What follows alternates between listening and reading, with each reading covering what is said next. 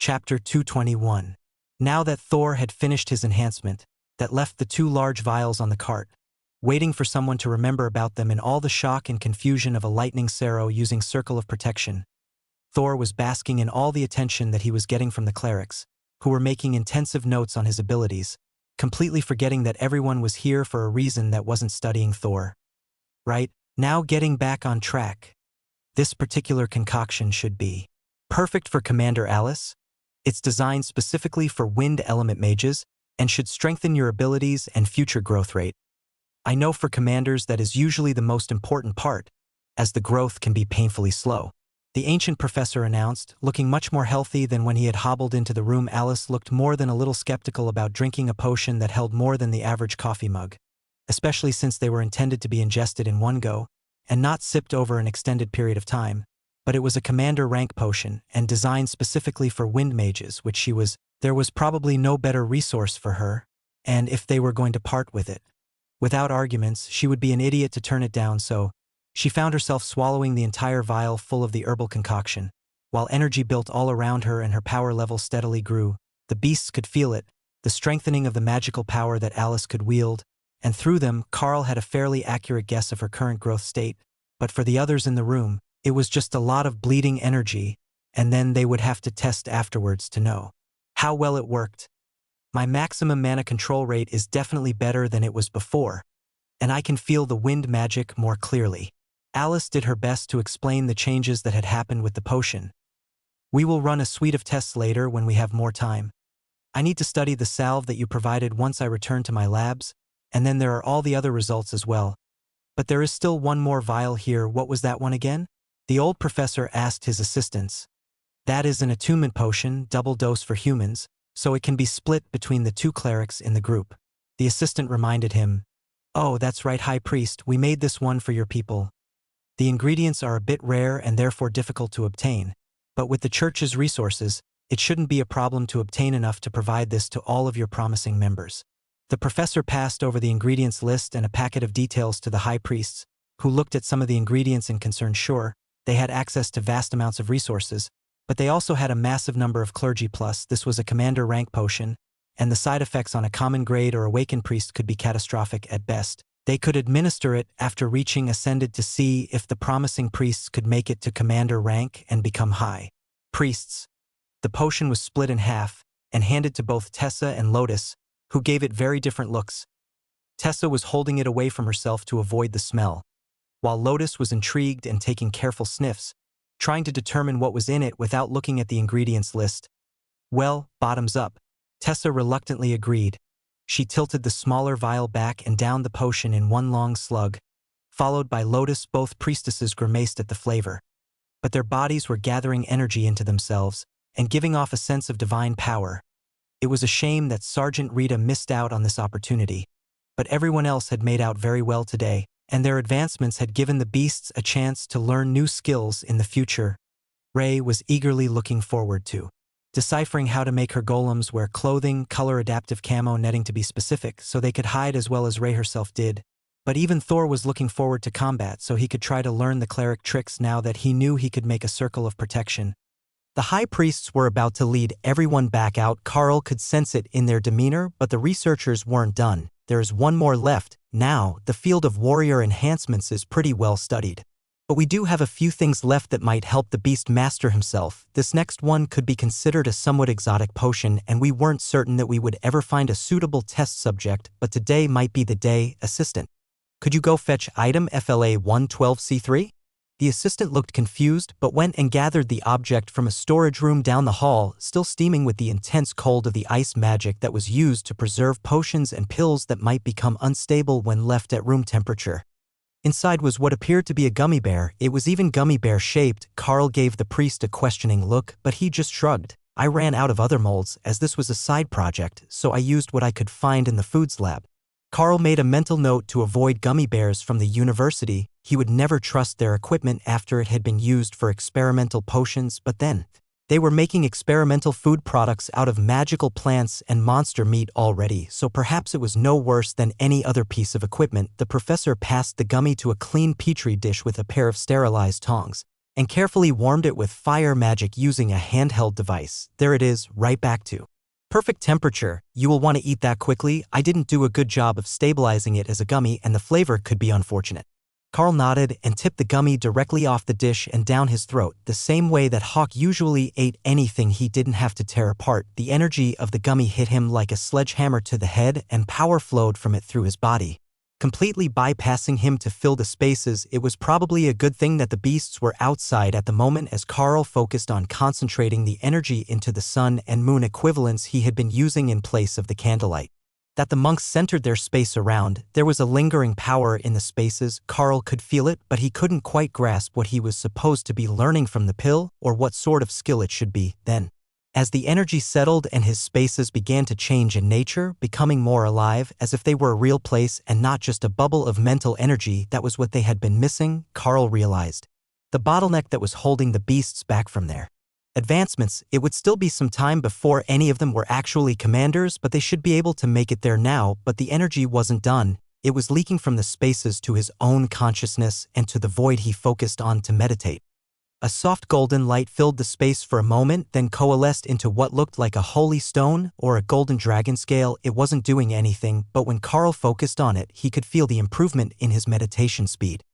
Everyone was staring at him, waiting for a verdict. It enhanced the spaces for my beasts, and I think that it improved my meditation as well. There is a golden stone in the void where I meditate now, and it gives off an impressive amount of energy. Carl explained, there is something in your void that is quite interesting and very close to our expectations for psychic-type mentalist classes if they were given the treatment. The concoction is made with the neural nodes of a mind flayer, drake blood, and an assortment of herbs. It is safe to say that it is unlikely to see another of them made in the near future, but I do have a few others from the same batch now that I know they will really work as intended. We might be able to use them to help the accuracy of the oracles and the seers. For some reason, they don't trust my creations. The professor ranted. They could see the future. There was likely an excellent reason they didn't trust his creations. Chapter 222. The high priests thanked the researchers, and then one of them handed out slips to the teams whose concoctions had been chosen for testing today. Some sort of compensation shit, Carl assumed. We really must be going. I have been receiving messages from the Inquisition that we are needed again, and then there is a meeting with some of the other high priests later this morning. The older of the two high priests with them sighed. Carl sighed. It was going to be a long day if all that was scheduled for before lunch. He did wonder what the Inquisition wanted that they were calling them back so quickly. There couldn't have been that much discovered in the past few hours that the church would be in a panic, so there must be some question about the answers that they got yesterday. The Inquisitors were waiting when the group got back on the church grounds, and Carl found himself separated from the others and brought down the stairs towards a proper questioning room instead of the library, where he had met with the blue dragon priestess who could read minds. If they hadn't gotten enough information out of him by reading his mind, he wasn't certain what they thought that they were going to get today, but they looked quite determined, and they were completely silent as they led him into the depths of the cathedral. Finally, they stopped in front of a blank wall, and the Inquisitor to Carl's left pressed his hand to the stone, then tapped 3 times. The illusion vanished, and Carl saw that there was a scanner of some sort there, and that the Inquisitor had tapped on a wooden door, not the stone wall. This is as far as we go. We will be waiting here for you to return, the Inquisitor informed Carl, then pushed him through and shut the door. There were only 2 people inside. One woman in ornate black robes, and one man in red. Both were dragonkin with mostly scaled bodies as well as wings and tails, and both were immensely powerful, near the peak of the overlord rank by Carl's estimation. The black-robed woman began to speak directly into Carl's mind. Greetings, Brother Carl. We have been watching you for some time now, and I must say that we are impressed with your abilities. Carl bowed politely and spoke in response. Thank you. The gods have favored me. That made the 2 of them chuckle. The red-robed man replied out loud with a smile on his face. You have no idea how right you are. I am the avatar of the red dragon, the highest authority for the war goddess on this world, and beside me is the avatar of the black dragon, the dragon god of death. Our deities have taken an interest in you and asked that we see you in person. I have gained the attention of the war and death gods. Excuse my shock, but I am only an ascended rank elite, Carl replied, too shocked to come up with a better response. The woman in black spoke out loud, a haunting sound that seemed to echo from another world and sent chills down Carl's spine. It is not your penchant for war and death that caught their attention, though you do have a particular affinity for it that would have made you an exceptional priest. She stopped and took down her hood, revealing a delicate and beautiful, but childish face with jet black horns and shockingly silver hair that shimmered in the light. She smirked at Carl's shock, and when she spoke again, her voice was a musical and kind tone that made Carl instantly want to like her. Death's blessing is eternal, her high priestesses do not age, and her high priests do not die. But what has caught the attention of the divine dragons is your affinity for the system. Focus on the power of the system in your mind and speak the word status. Carl wasn't sure what she meant, but the new focus in his mind seemed to be the logical point to start, as it was a focal point for power, and that power came from the divine injection created from the system stones. Status, a long string of text appeared in his vision system active name Carl class Beastmaster partners Hawk. Ascended rank Dragon Hawk Ray. Ascended rank Bloodbath Spider Thor. Ascended rank Lightning Sarrow available skill points 34. So, what do you see? The avatar of the Black Dragon asked eagerly in her musical voice. I see a set of text my name, my class as Beastmaster, and the names of my beasts. Then at the bottom it says that I have 34 skill points, whatever those are. Carl explained. The two avatars smiled at each other. You see, the divine injection doesn't fully awaken the system in anyone, it only gets you a small fraction of the way there. It looks like you might actually have a fully functional version now that you have stepped on the system stones.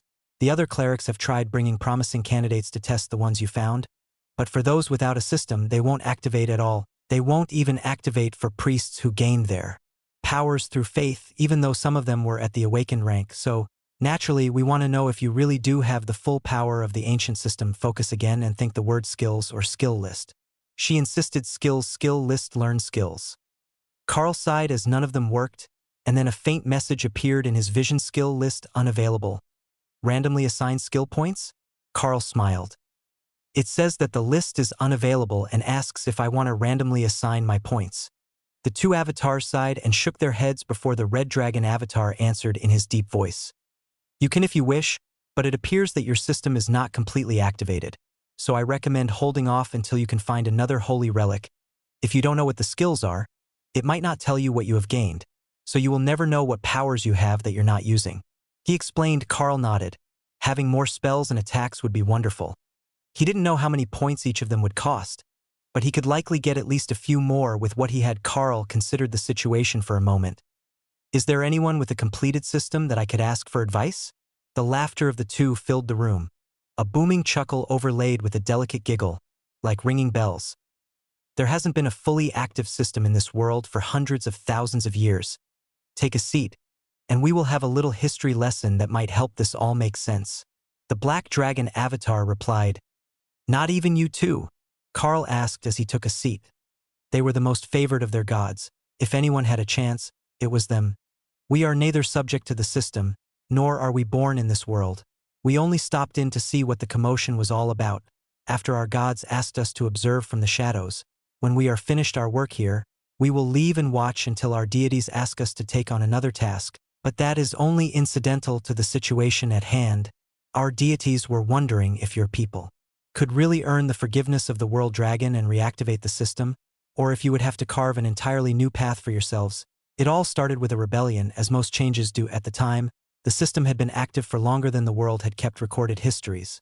You know how it is, time wears all away, and after a number of wars, changes of leadership and such, the original documents were lost and only legend remained. That was when a group of demigods thought that they could become the next system administrator.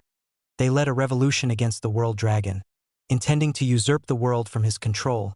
They shattered the World Dragon scale that had been placed in this world to maintain his will, but they had gravely misunderstood the power of the World Dragon. The backlash alone was enough to obliterate their very essence, but the damage was done. The world was cut off from its primary source of divine power, and without the World Dragon scale, there could be no more system activations by the will of the World Dragon. For the next few thousand years, the surviving system users kept the system stones powered, and new generations gained power as they should, but, as everyone should have predicted, the movement to overthrow the World Dragon wasn't truly gone, and a surviving demigod, a titan named Omega, shattered the system stones, But just when he thought that he could take over this world in the name of the giant races, tragedy befell. Him as well, a nature dragon demigod was passing by and saw him at his weakest, in the midst of the divine tribulation to ascend to godhood. So she ate him. It is unknown whether that was enough to push the dragon demigod to true godhood. But it hasn't been seen since, so there is a good chance that it ascended. Carl's laughter stopped her story for a moment. Sorry, please continue. I just thought about the nature dragon clerics that I know, and I can totally see them doing it if they had a chance. The black dragon avatar smiled. After that, things went downhill fast. There was a world full of system users, but no new generations could gain the system, and without the system, the existing powers in the world rapidly fell into chaos, separating into factions to protect themselves. There is a lot more, hundreds of thousands of years worth of history, but the start is the important part. Now that you have the system halfway activated, all that is left is to see if it is possible for you to gain the rest of its hidden powers, or if the world dragon expects you to forge your own path. Chapter 223. Carl sat in stunned silence as the black dragon goddess avatar finished her story. He was still a bit shocked to be in the presence of the representatives of the gods of war and death, and then to be told that the hubris of the world's most powerful had been the downfall of the entire world. He couldn't process it all that quickly. So, once upon a time, everyone were elites, even those of the other species, and it all ended because someone thought that they could take on the world dragon? Carl requested, desperately trying to make sense of the situation. The red-robed man nodded grimly. Foolish notion that nobody ever wins those challenges. But you are correct that every species on this world once had the full powers of the system on their side, even the beastkin, though some of them insist they were actually cursed by the world dragon to be used by others as good luck charms. Carl chuckled at the notion. How would a beastkin be a good luck charm? Were they like a holy stone and granted a luck buff if you held them?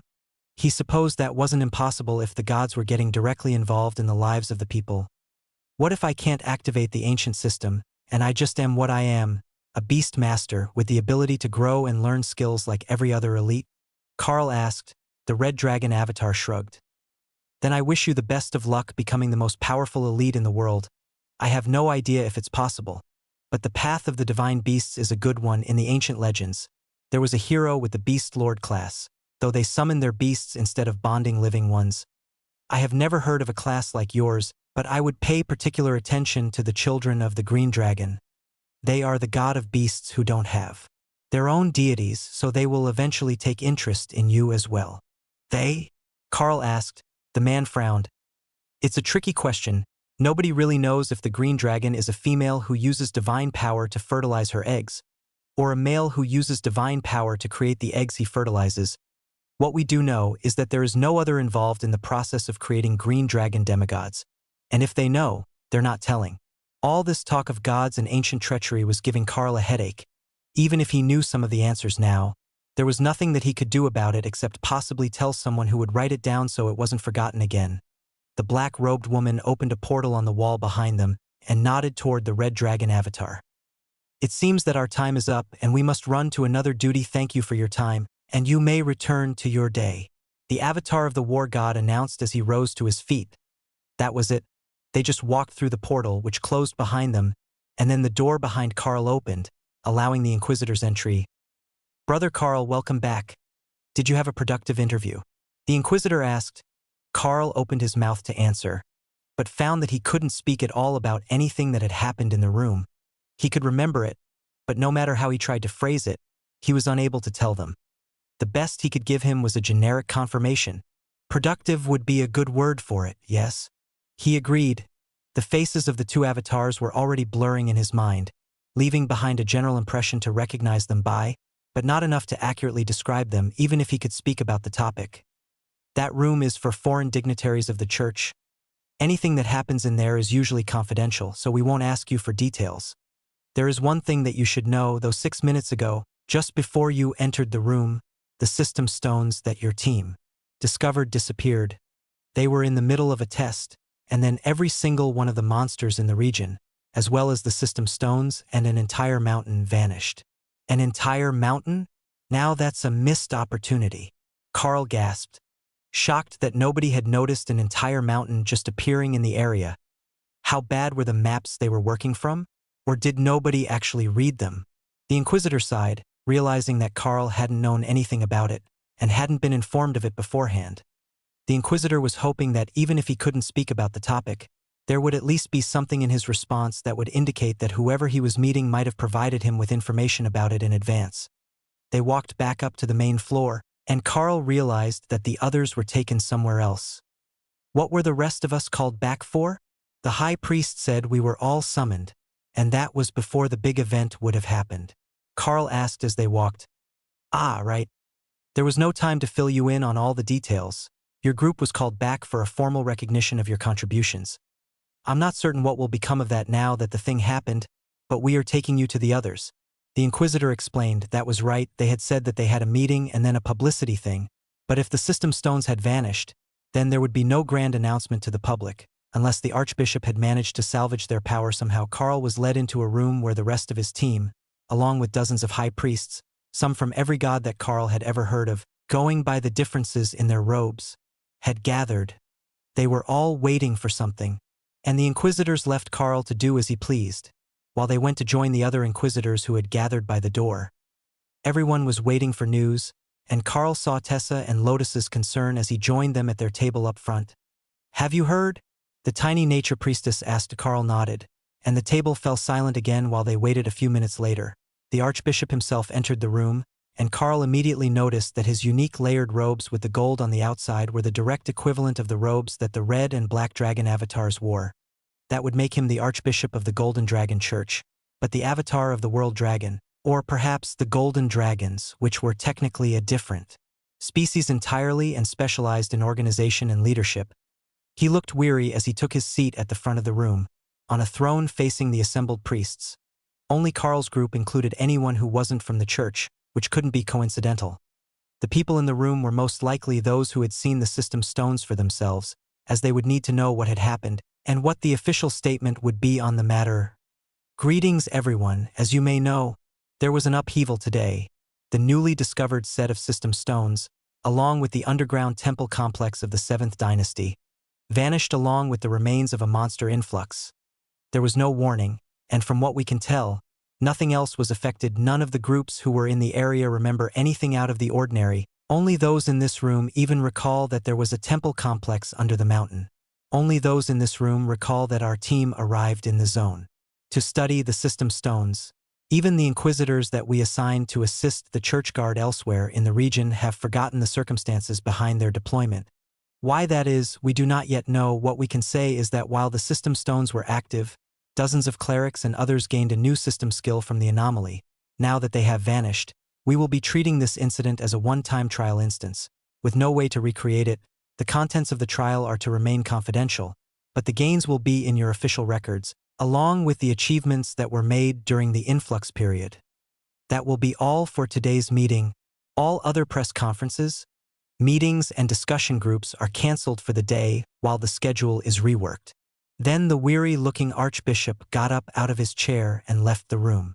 Chapter 224. The rapid change left everyone a bit confused as to what they should be doing for the day, as their whole schedule had just been cancelled. The members who were on the media team were close to panic, though. They were supposed to start broadcasting in under an hour, and they no longer had a story to report, just nothing, but within seconds, they latched onto the best opportunity that they had left. The events in the field weren't classified, only the ones to do with the system stones. Everyone else would remember the timeline mostly as it was, only where it involved the system stones were the memories of those involved blurred. You can be the story, you elites who managed to get 100% of the commander rank kills in an entire zone for a week. Yes, that's perfect for tonight's news. Please don't leave. We have to film 30 minutes of footage that needs to go on air in an hour. One of the clergy assigned to news releases pleaded. We already have the footage of you in front of the official background, so we can do informal interviews here, and then fill the time with reporter explanations. It will be perfect. We even have stock footage of giants, ogres, and other monsters to work with. Another of the reporters agreed. The elites all sighed, while Tessa rolled her eyes as Lotus vanished beneath the table. She knows that we know where she went, right? One of the reporters asked. Yes, but she's hoping that you will forget about her before she has to be on the news. Tessa agreed. Carl, hide me in Ray's space. They'll never look there. Lotus pleaded. You can't put living things in there. Well, maybe I could, but it might bind you to me like Ray is. Carl laughed. Lotus paused like she was actually weighing the option, then came back out from under the table. Fine, but a short interview, for the nature goddess, and no trying to make me famous. She reluctantly agreed.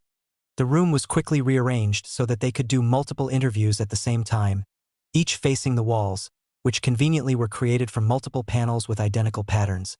So it would look like they were filming them one after another in the same studio. Carl was led to the actual podium stage instead of one of the identical spots, and he sighed. You know, Commander Alice is the leader of the team. He reminded them. The priestess with him nodded happily. But you have a lightning Sarrow. She replied. Carl chuckled, understanding where they were going with this. All right, let's get this rolling. The reporter gestured to the cameraman, who gave them a thumbs up as Carl adjusted his position to face the camera that was over the reporter's left shoulder. The interview would be taken from 2 angles, so the person speaking could speak toward the camera without an unnatural turn away from the interviewer. That would also give them plenty of room to call out Thor, who Carl and the reporter were hoping would become the star of the evening news. Good evening, everyone. This is Sister Clara, with you again to provide a special report regarding the topic of the week among the active combat elites. For those of you who missed the beginning of the broadcast, there was a group of elites on a defensive mission this past week who managed to score 100% of the commander rank kills for an entire zone. That's right, they single-handedly managed to contain the commander rank threats in their combat zone, and we have them here at the Capital Cathedral studio for a quick interview before they return to their regularly scheduled duties. With me right now is Carl, an ascended rank elite student of the Divine Golden Academy. Can you tell us where you came from and possibly say hello to those who are important to you? She asked. Of course, I come from Lithium Mine Village, and I would be remiss if I didn't at least say hello to my loving parents, Jake and Ella, plus a special shout out to the miners of the 3rd shift. I wish I could say I miss working with you, but I really don't miss the bottom of the mines. Carl replied with a genuine laugh. The reporter smiled, and Carl knew that when this aired, the mines would be celebrating like crazy to have made the news. The 3rd shift was 6 in the evening to midnight, the usual shift for students. Though they were sent back up at the halfway mark, so they only worked 6 until 9, and they would be ready for school in the morning. A miner turned Beastmaster, I'm certain your hometown is very proud to call you one of their own, especially as an ascended rank elite. Already on the front lines while you're still in school. Tell us, what is it like, working in the wilderness?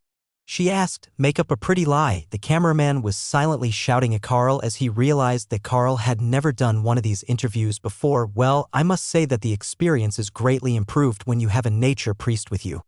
With the blessing of their goddess to create all sorts of plants, including spices, dinner becomes much more pleasant both for myself and for my bonded companions. Carl replied, leading the reporter in the right direction, for which he could see the thankfulness in her eyes, though her expression remained professional. I have heard wonderful things about your bonded beasts, from which your class gets its name. Might we meet one of them today?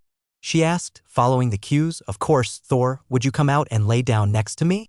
Carl spoke out loud. If he didn't lay down, the lightning Sarrow would be mostly out of the camera's frame, and that would just annoy the staff. Thor settled in with his head right next to Clara's chair, but facing the front, where the reporter could lean forward to pet his head, and he would be in the shots of both of them, but not in the way of the upper body of either. He instinctively knew where he needed to be, and the reporter smiled as she stroked his head between his eyes. Exactly as Lotus had instructed her to do. While everyone was waiting here to see what was going on, while Carl was gone for a secondary interview, that was what they had done. Sat and waited and shared gossip. He is a lovely one, isn't he, for our viewers at home? Thor is an adult male lightning Sarrow, and we don't recommend that you approach them in the wild, but this one is quite tame and sociable. She explained as Thor made a happy rumble. Carl smiled and nodded in agreement. Not only is he possibly the most social member of the group, he's also an incredible frontline fighter. His lightning barrier can defend him against the strongest of ascended rank attacks, and he works well with others to strategize and control the movement of the monsters we are clearing from the wilderness before they can threaten the nearby towns.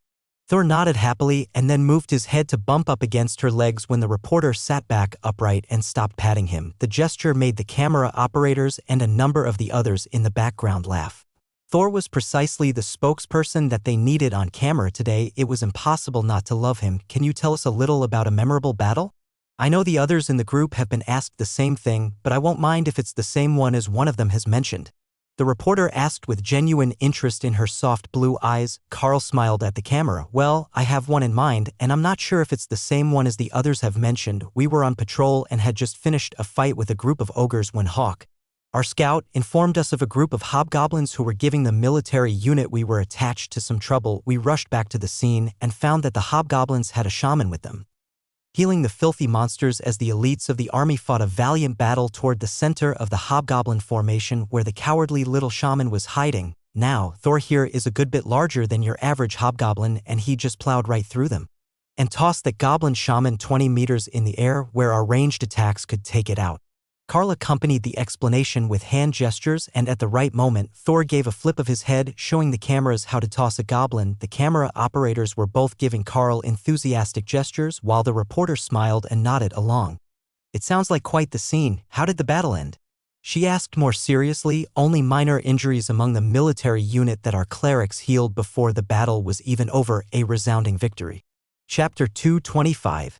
Within minutes, all the interviews were finished and the reporters started doing their own bits, recording speeches over stock footage and giving a highly censored version of events that wouldn't scare the general public while still honoring the fallen soldiers and elites of the many battlefields around the nation. That was a fairly standard part of any ongoing events broadcast, as there were always battles to be fought, but it did use a solid portion of the time that they needed to fill. And when combined with the interviews, it wouldn't seem as dull and routine as it did when they were just speaking alone in studio. Carl retreated to the back of the room where he found the Blue Dragon High Priestess he had met earlier, the head of historians, whose name he had quickly forgotten, waiting for him. Fortunately, Lotus was there to save him. Greetings, High Priestess Lilith. Did you have a request for us? I made some great notes on plants I don't remember seeing in the study guides. The nature priestess greeted the historian. Her eyes were lit up with excitement about the list of new plants, and between a nature priestess and a blue dragon high priestess who was obsessed with new knowledge, there was a very real chance that they were about to become best friends for the day. The high priestess looked just as excited as Lotus, and for a second, Carl thought that the two were going to get lost in a conversation about plants. But the older woman turned her attention to Carl. Actually, I have a request for you all, an official one. We would like to ask that your group, with their exceptional affinity for stumbling across valuable new things, takes on a mission to the Boundary Mountains. There is said to be a strange phenomenon there. And the other groups we have sent in lost days of time, with no memories of them, but a feeling that they failed some sort of trial. With the luck that your group has shown, we have some hope that you will be able to bring back some information that's official, straight from the Church Council. Of course, if the elites choose to turn it down, we won't be sending you and Tessa alone, but we have some hopes that everyone present will agree.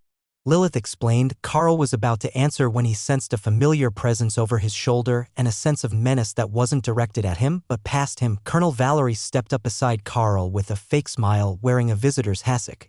As all guests to the cathedral church would, she waited for the high priestess to notice her and put together her unexpected appearance here with who she was and what it likely implied. Lilith smiled at her. Ah, Colonel, what a surprise to see you here. I had thought that you would still be with your tour group. Valerie's resting angry face didn't even budge at the comment. Naturally, I came to check on my elites. It seems someone is quite intent on borrowing them from the Bureau, and I would hate to lose track of their whereabouts. Her tone said that she was not planning to spare the high priestess any of her wrath, which could turn into an epic battle of wills between the representatives of the church and the government. So both Carl and Lotus took a half step back from what was shaping up to be an epic cat fight, but the two leaders preferred to fight with mental jabs and not fists. That would be a shame, would it not? The Bureau for Elite Development, unable to even track the elites that they're supposed to be developing. A tragedy of bureaucracy, really. Lilith agreed with a solemn nod. Indeed, it seems that holy quests are becoming increasingly common these days when it comes to new students. The will of the gods is a strange thing. Colonel Valerie snapped back. That got a rise out of the high priestess, that was quickly stamped down. It wasn't directly doubting the will of the gods, but it was coming perilously close to insulting her deity as well as her personal motivations. Fortunately, they weren't the only people in the room, and after a few seconds some of the inquisitors came over to see what all the glaring was about, just in time to catch the last round of barbs between the two. Colonel Valerie continued. I believe that it is time that the students return to their education. It would be a shame to keep them away from their training for too much of the semester. High Priestess Lilith smiled back, and Carl was certain that her graying hair turned a bit more of a royal blue color as she spoke next. It is the will of the goddess of knowledge that the group takes this trial, it must proceed. She declared in a voice that seemed to echo, as if coming from a massive being, not a rather unremarkable priestess. Then she continued in a more normal tone. But you will be happy to know that one of your own agents has been called upon to join the mission. She must be there, the fates demand it. Two clerics wearing the uniforms of the tour guides burst into the room, looking for their wayward tour group member, and Colonel Valerie sighed. I will have a tracker put on them if this continues to be an issue, Carl. Dana, I will catch up with you when you return, Sister Tessa. Sister Lotus, it was good to see you both again, and I will be waiting for your reports after this holy quest from the church has finished. Then she followed the angry tour operators out of the room, and Carl noticed just how quiet it had gotten as everyone stopped to watch the drama. Lilith turned to the room and made a dismissive gesture. Show's over, everyone. You have your duties. I suggest that you get to them. That made all the news staff scurry back to their work, while the inquisitors pretended that listening in on juicy gossip was beneath them, and the other clerics in the room scattered, leaving to find something to do elsewhere, where they wouldn't get in trouble with the high priestess. Carl considered doing the same, but she was here for him and the group, so trying to run would just make her chase him down again. Should we start packing right away then? Carl asked, as he still needed to restock and finish cleaning and repairing all his gear. You have the remainder of the day, as the flight will leave in the morning with another round of clergy transfers. The details will be provided to you privately later, but the inquisitors have agreed to help you upgrade your gear for the current situation. She agreed, straightening her deep blue robes. That actually sounded pretty good with all the trouble they'd seen lately. His various uniforms weren't cutting it anymore, and it was probably time to switch to armor. It would be expensive, and there was a good chance that he would outgrow it. Despite the growth spurt that he had already been through, however, if that happened while the armor was still in good shape, he could always resell it to the supply staff. Of course, having Lotus and Tessa with them, who could repair armor, was a huge benefit. It would make their gear last much longer than it could otherwise be expected to, and between them, they could take care of both leather and metal armors. Carl nodded his head at the high priestess before catching the attention of one of the church guards who had been shadowing them since they arrived. Thank you, High Priestess Lilith. I will take my leave to upgrade my equipment now, and I will be ready to leave right after breakfast tomorrow. Carl agreed. Lotus raised her hand. Oh, I will come with you. You look like you have no fashion sense. Carl stared down at the unrepentant little nature priestess, who saw nothing at all wrong with what she had said. Lotus gave him a single raised eyebrow look of challenge. What? Don't tell me you're suddenly fashionable. I bet that if I let you go unattended, you'd do something like trying to outfit match with Thor. Go. Let's go to the armory and find something that won't make you look like a dork. Chapter 226. Carl let Lotus drag him to the armory room, following the two church guards who were navigating them through the corridors of the cathedral, avoiding the public areas which were packed with tourists during the middle of the day with so many different gods. There was a reason for numerous travelers to come to the cathedral every week of the year, but this week was the anniversary of one of the larger subjugation wars, which had freed an eastern region from the control of a giant clan. So, every year, people from that region used their holidays to come here to the capital and celebrate the anniversary with parties and a trip to the cathedral in honor of the priests and priestesses who had come to their rescue. Leading armies of church followers, the armory was hidden at the back of the cathedral complex, in a newer building next to the loading docks. If he hadn't known that they were still within the grounds, thanks to the number of ancient stone buildings around them, Carl would have thought that this was part of the commercial district from the outside.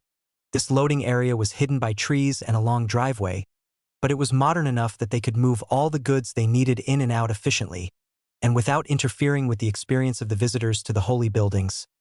What can I do for you? The clerk asked as Lotus waved happily at him.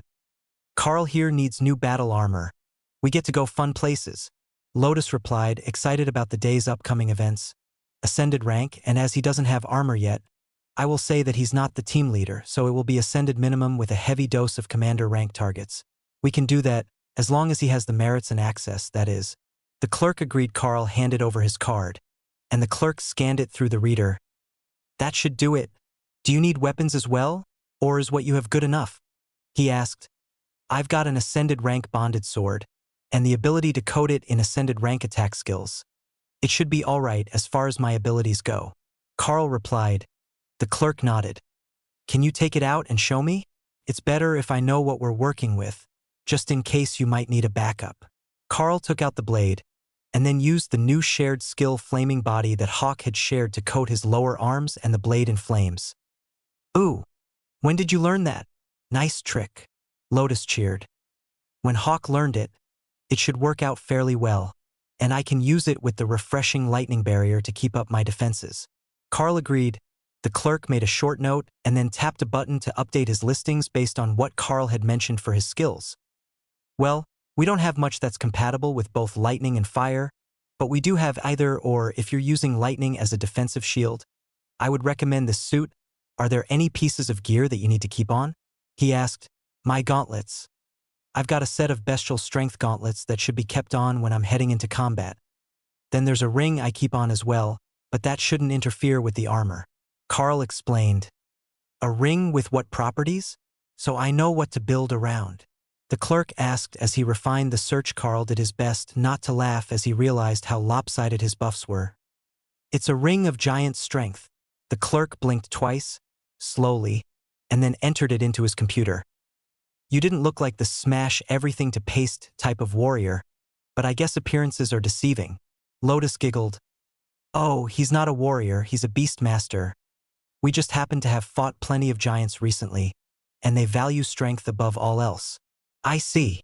It was obvious that he didn't quite get what a non-warrior class would want with all that strength, but he also wasn't well versed in actual combat.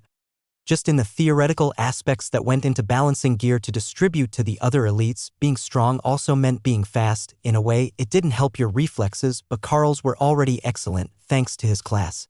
So he could react smoothly while moving at much higher speeds than his body was normally capable of. All right, I have a match. It has strong defense, a natural affinity for lightning attacks, which should strengthen your barrier, and no gloves required.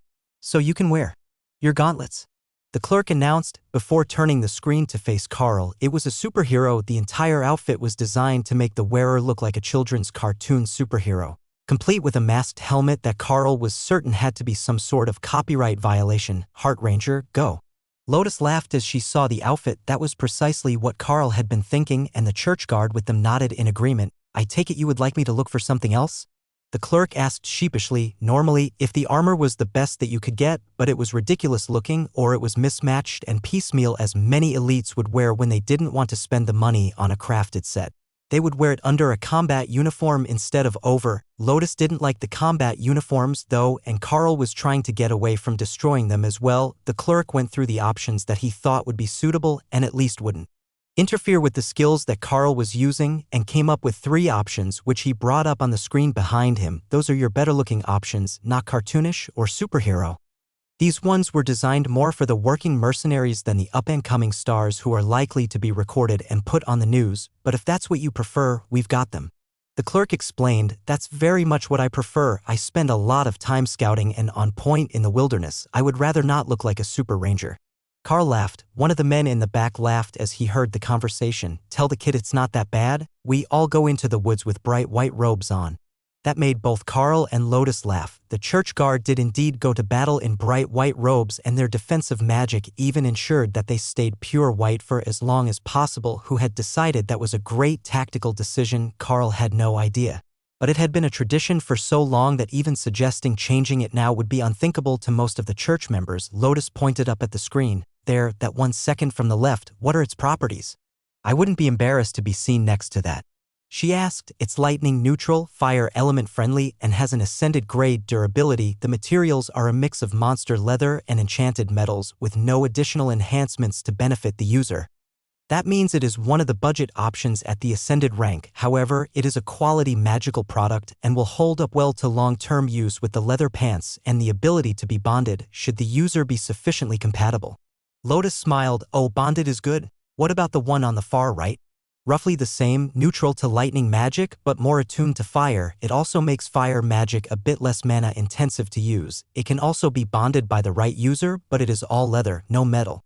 Can you bring them both out? If Carl can bond with one of the two, that would be the preferred option, just for the sake of daily combat use. Lotus suggested. The clerk nodded and tapped the screen, eliminating the others. A few minutes later, a muscular warrior came out from the back room with 2 boxes of gear and a smile on his face. Priestess, elite. I couldn't help but overhear your conversation. I think that too many people overlook the benefits of not looking like an idiot when you're on patrol, especially when you're young. Sure, you might think it's cool, but the team members who have been out in the field longer probably don't appreciate the walking flag in their midst. No, I can say for certain. Nobody appreciates that. I might not be one of the elites, but I served over a decade on the front lines with the army before retiring. I doubt that having superpowers instead of a battle cleric will have changed the basics. Chapter 227. The clerk gestured to the 2 boxes. You just have to put on one piece of the equipment, and if you are compatible, it will bond with you. Now, keep in mind that once it does, you've bought it, no returns, exchanges, or refunds. Carl turned to Lotus. I suspect that how I look matters much more to you than it does to me, so you pick which one we try first. If it works, that's the look I will have for the foreseeable future.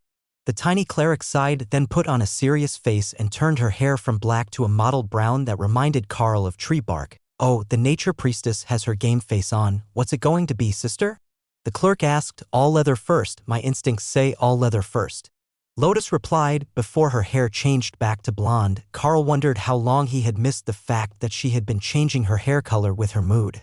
So he almost didn't notice when he picked up the helmet and set it over his head that the rest of the equipment vanished and his hassock now had a full suit of armor underneath it. Well, take it off, the hassock. Lotus demanded, upset that she had been denied the sight of her chosen armor option. Carl laughed as he untied the belt and pulled the hassock over his head, revealing the plain flat black armor underneath. With a long-sleeved green tunic shirt underneath that Carl didn't remember being in the pile of gear, it felt a bit strange being restricted by armor after always being in just cloth, especially the way that the leather pants, with their stiff additional plating on the thighs and lower legs, moved against him. Lotus circled Carl 3 times before she made her decision that it was good enough for her. I like it. The green tunic was a nice touch. Thanks, guys. She congratulated the workers in the supply room. There was no tunic in the pile. We just assumed he was already wearing it. The clerk replied, confused. I was only wearing the hassock. Carl replied with a shrug. The clerk shook his head. You've been around the nature priests too long. Normally, visitors wear a layer underneath and don't just freeball it. Carl laughed. Well, I had no clean clothes and this was what was in the room, so this is what I'm wearing. The clerk shrugged off his concerns and decided that it was all part of the system's magic that added the shirt to complete the armor set, not that there were gaps that needed covering, but it looked more natural with the tunic between layers. Well, it looks like I'm good on armor now. I suppose that I should see what they were planning to do to change my supplies. The academy backpack has been pretty good to me, but it sounds like the high priestess was planning to make some changes. Carl added as he admired his new armor in the mirror on one wall. Now he had not just a weapon, but a full suit of armor that could be stored in a separate space, and if he was right, the armor, like the weapon, should come out clean again when he put it on.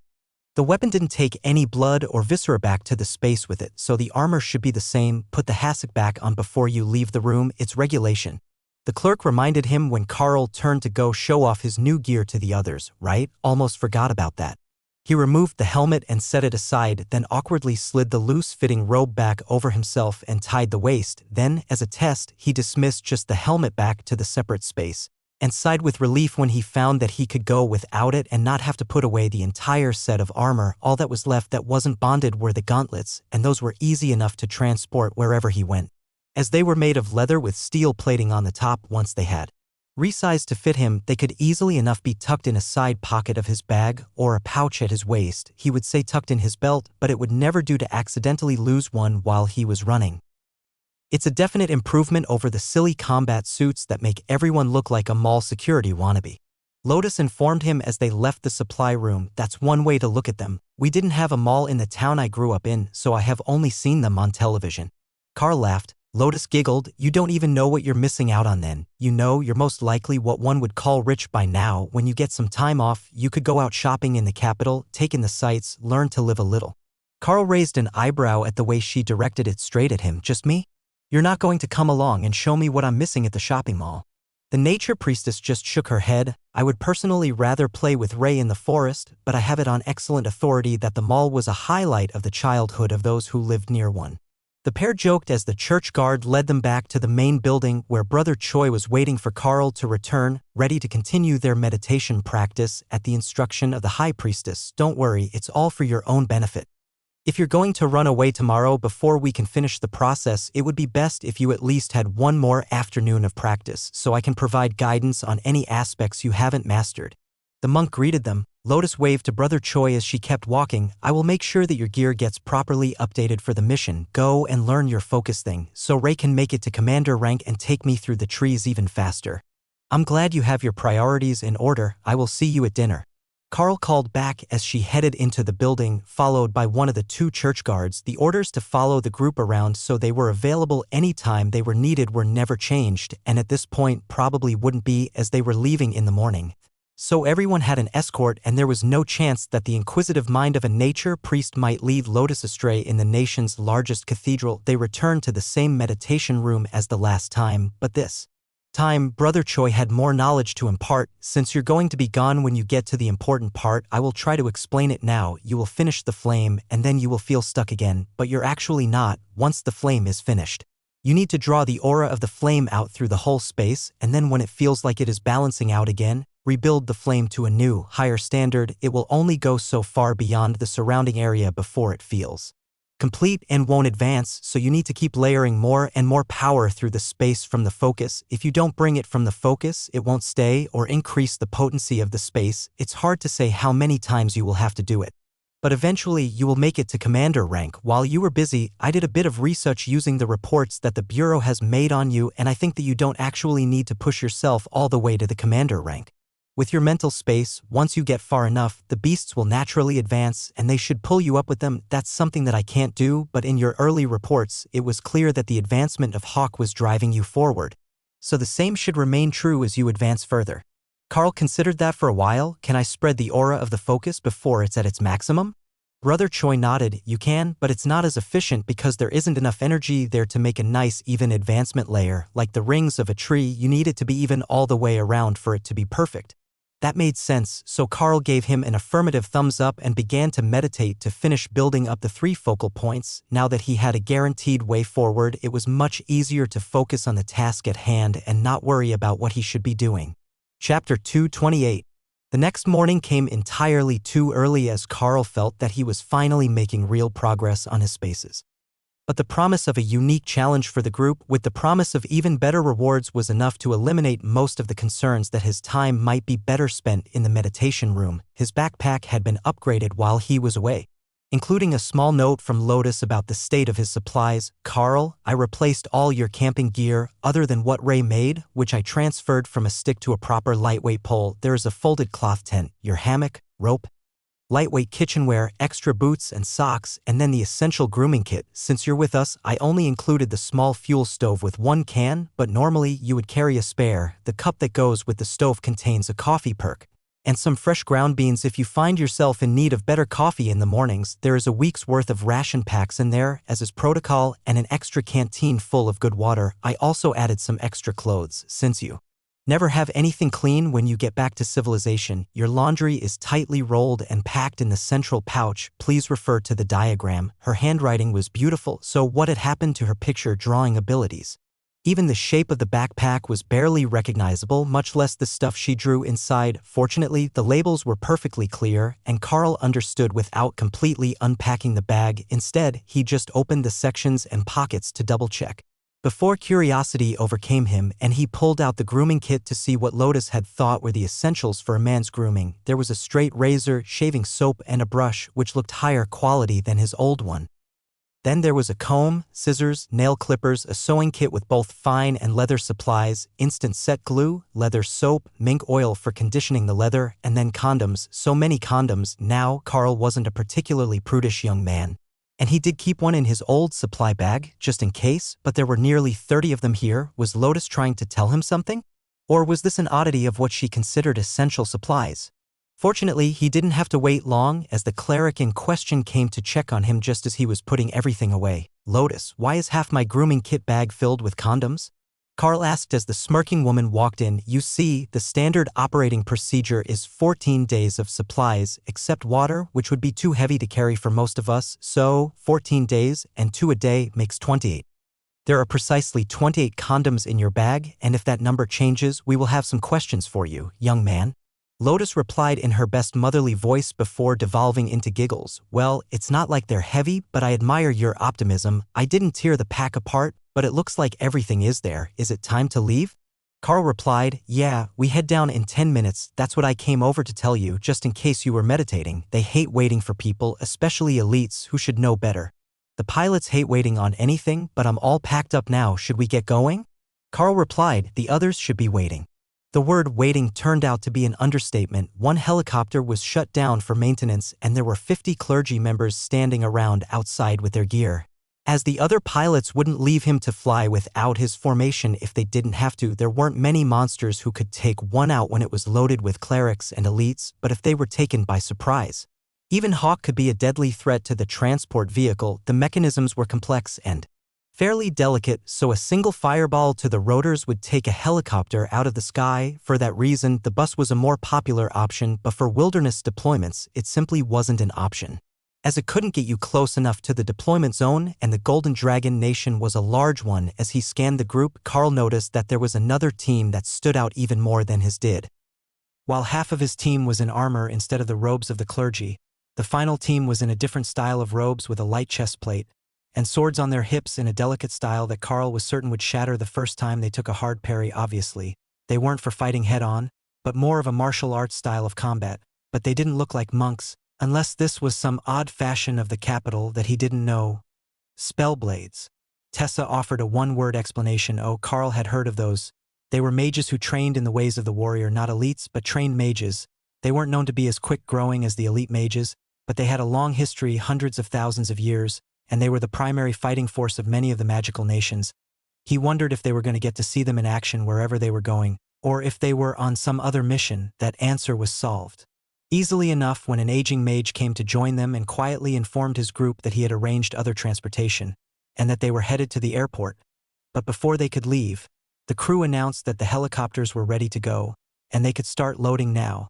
That caused a moment of indecision, but the mage waved the spell's words toward the military helicopters, and made a phone call to cancel the arrangements for the other flight. That was how Carl found himself seated next to a young woman in black robes, who had a large scar on the side of her face and a serious chip on her shoulder. Is this the grade of warrior they're sending into combat these days? Aren't you a bit weak to one of the elite brutes? She asked. The other elites were about to respond, but when they saw that Carl wasn't bothered, they held back, wondering what he would do. For Carl, who had grown up the smallest, being called weak was no real insult anymore. He was too used to it to take offense. But one thing that Ray had noticed right away was that this spell's word was still at the awakened rank.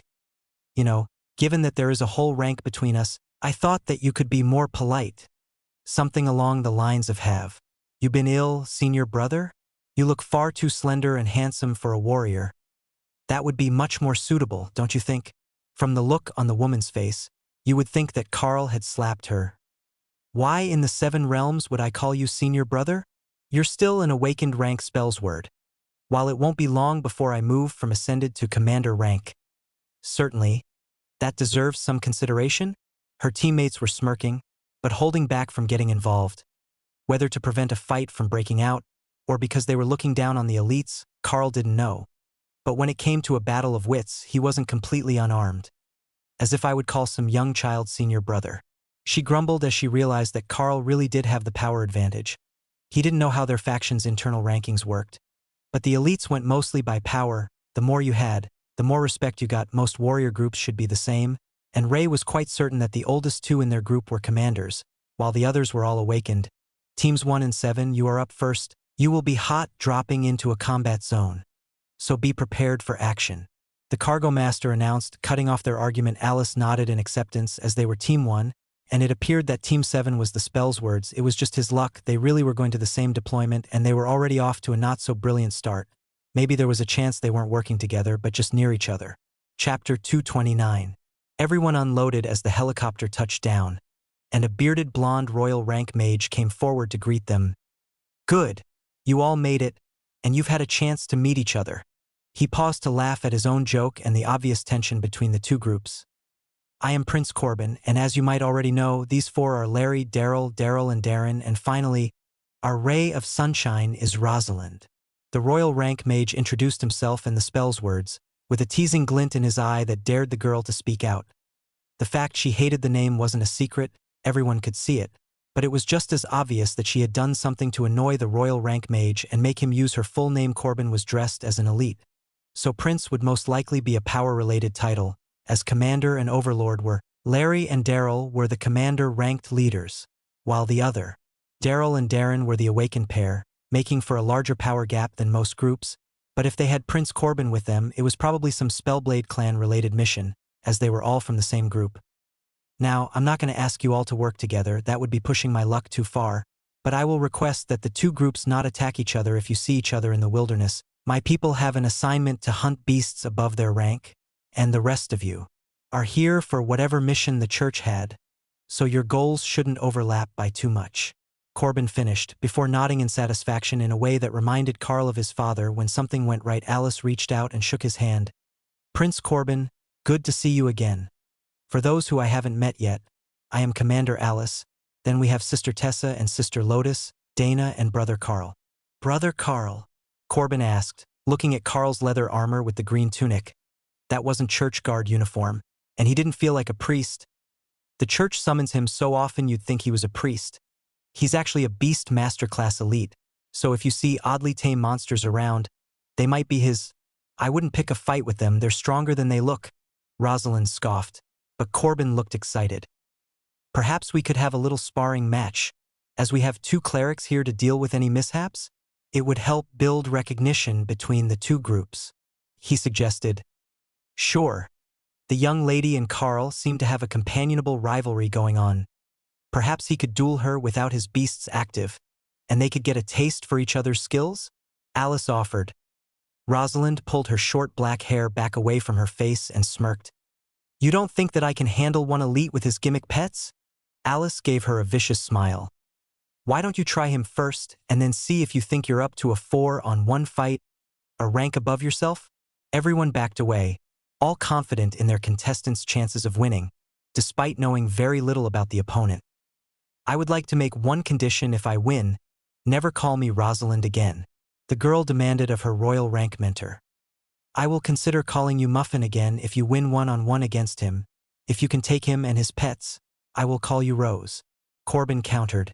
That seemed to be as good as she was going to get, and Rose drew her blade, glaring at Carl, who took the two-handed blade out of stasis. As I thought, a big slow brute. She laughed, then launched herself forward using a skill that nearly caught Carl off guard. But he was both fast and strong, and his eyesight had picked up the faint flare of magic around her as the skill activated. He brought up refreshing lightning along with flaming body, which he focused on his hands and sword as he leapt to the side of the clearing, and then used a tree to launch himself back at the recovering Spellsword, who had skidded to a stop after missing her target. She darted out of the way as the massive sword whistled through the spot she had been standing a split second earlier, leaving a trail of flames in its wake. Her taunting look turned serious as Carl spun the blade and reversed its direction without shifting his feet. A maneuver that anyone with normal human strength would never manage with a weapon that large, with the Spellsword off balance. He chased her back across the clearing with a flurry of attacks as she studied his fighting style. She activated skill after skill, unable to use her more powerful spells now that they were so closely engaged. But with the melee range activation and her power disadvantage, none of the spells that she managed to activate could overcome the trail of fire left by flaming body to actually hit Carl. She was by far the superior swordsman, but with a wall of flames in front of him, a reach advantage of over a meter and supernatural strength, it was not easy for her to get close enough to show it. Rose couldn't parry his strikes. They would knock the blade from her hands, but when Carl missed with a strike, she ducked underneath his blade's flaming path and went for his open body only. Carl simply took one hand off the blade and swatted her sword away, letting refreshing lightning take the damage as he charged into her with his shoulder, knocking the smaller fighter from her feet. Once she was in the air, didn't let her hit the ground and get away. The unarmed combat class had taught him better instead. He dismissed his sword and grabbed her by the robes to reverse her momentum and hurl her across the clearing. Rose made a startled squeak as she found herself truly airborne, headed for the treetops at an alarming velocity. Corbin caught her in a net of water magic and set the Spellsword back on the ground. That was dirty fighting, Rose complained. He's as strong as an ascended giant, It's a good thing that I caught you, or you'd be stuck in the treetops right now. I know you can wind step to get down, but it is slower than his normal movement speed, thanks to that monstrous strength. That's why beating a solo monster a rank above you is the challenge I have set. They're not as smart as a human or as agile. Corbin chastised her. I understand, instructor. I have lost. She sighed. See, that's my muffin. You learn so fast.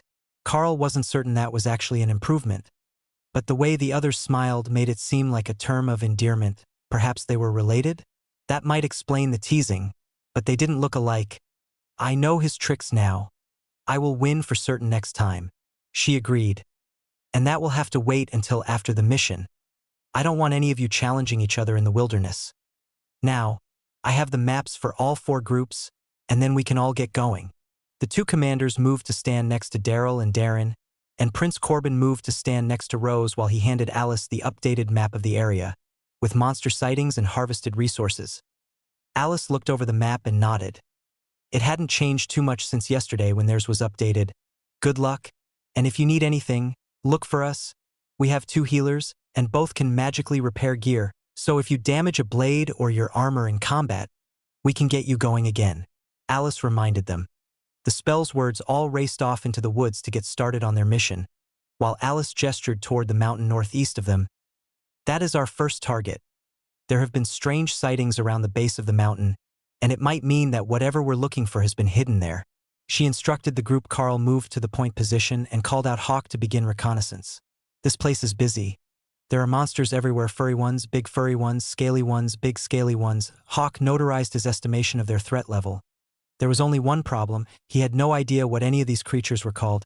He had never seen them before, and he hadn't seen them in the lesson books that Carl had gone through back at the academy when they were studying. Monsters to help his growth rate. Well, there are officially monsters everywhere. If I knew what they were, I would tell you, but there are big scaly ones coming this way. Carl informed the group. All right, let's move toward them. We don't want to lead monsters to the assembly point. Alice ordered. Chapter 230. Thor roared in rage as Carl called him out to prepare for the fight.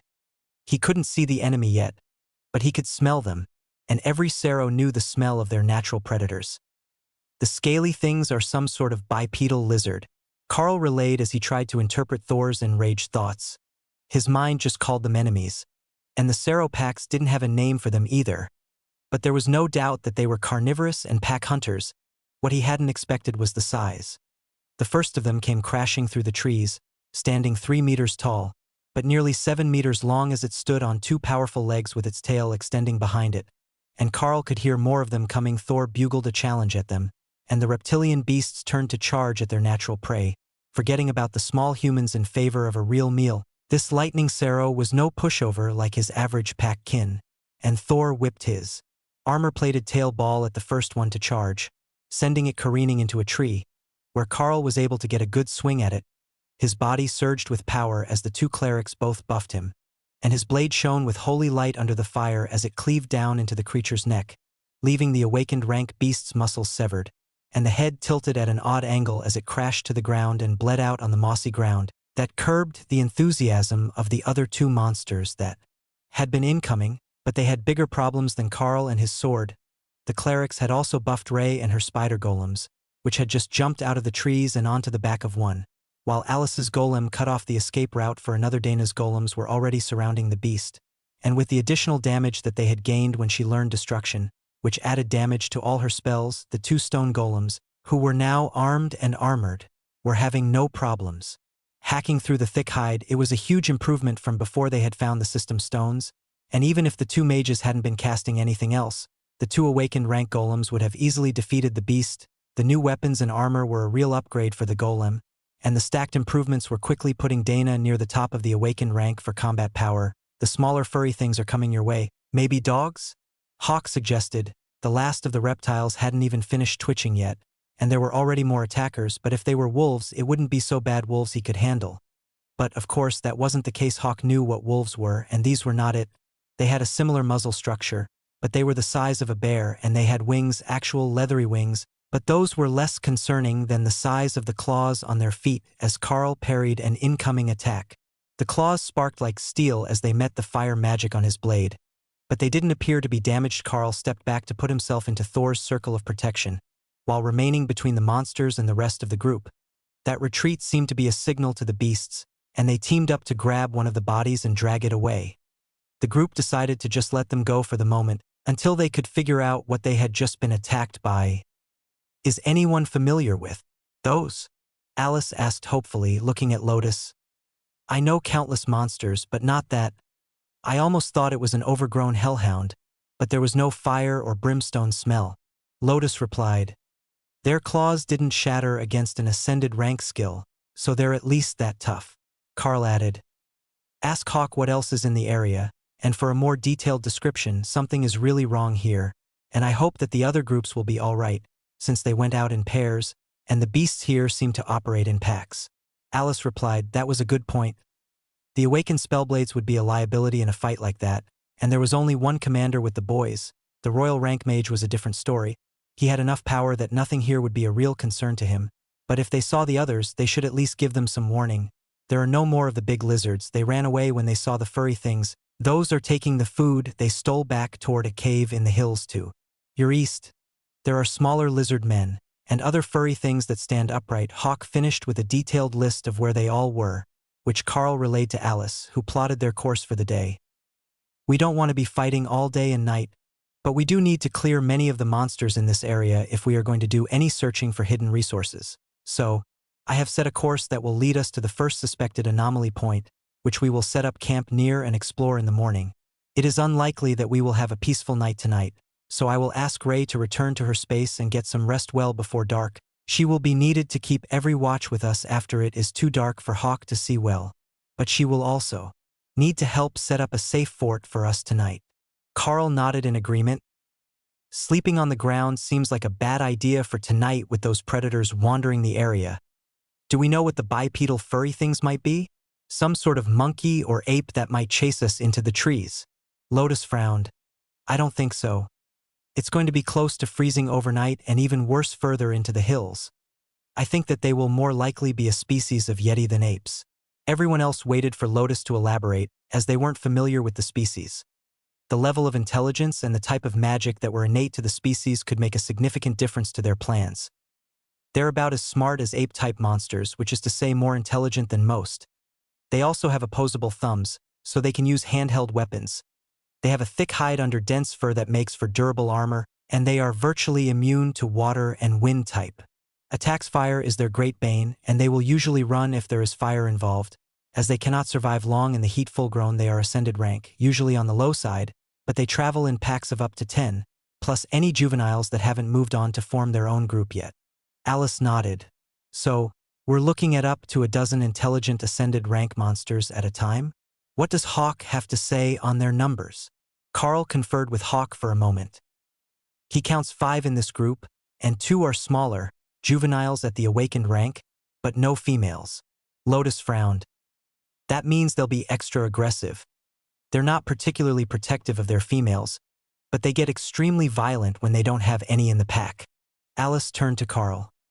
It looks like you'll be at the front again, as fire magic is their weakness. Lead the way, and we will take them out before moving on.